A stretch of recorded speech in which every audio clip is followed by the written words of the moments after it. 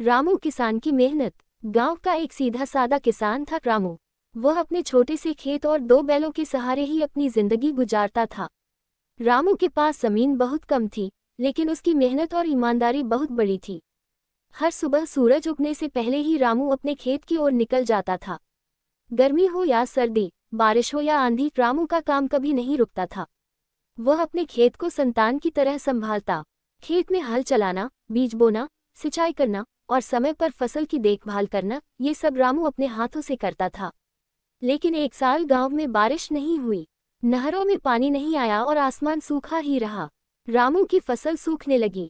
वह दिन रात परेशान रहने लगा क्योंकि उसके पास न तो पैसे थे, न कोई मदद।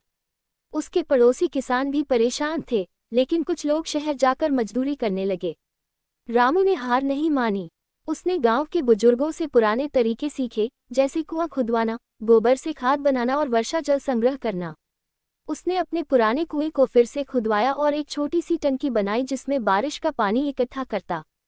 कुछ महीनों बाद बारिश हुई, बहुत थोड़ी, लेकिन रामू की टंकी में पानी भर गया। उसने उस पानी से अपने खेत में मूंग की फसल लगाई, जो कम पानी में भी उग सकती है। दिन रात उसने खेत में काम किया और भगवान ने उसकी मेहनत रंग लाई। कुछ ही समय में मूंग की फसल लहलहाने लगी। जब फसल कटी तो पूरे गांव में रामू की तारीफ हुई। उसकी फसल सबसे अच्छी निकली। शहर से व्यापारी आए और अच्छे दाम पर मूंग खरीद कर ले गए। रामू को पहली बार अच्छा मुनाफा हुआ। उसने अपने बच्चों की पढ़ाई के लिए पैसे बचाए, एक बैल नया खरीदा और एक छोटा पक्का घर बनवाया। रामू ने यह भी सीखा कि मुश्किल समय में हिम्मत और बुद्धि से काम लिया जाए तो कोई भी मुसीबत बड़ी नहीं होती। अब वह गांव के अन्य किसानों को भी जल संरक्षण और फसल की नई तकनीकें सिखाने लगा। सीख। रामू की कहानी हमें सिखाती है कि मेहनत, धैर्य और समझदारी से कोई भी मुश्किल पार की जा सकती है।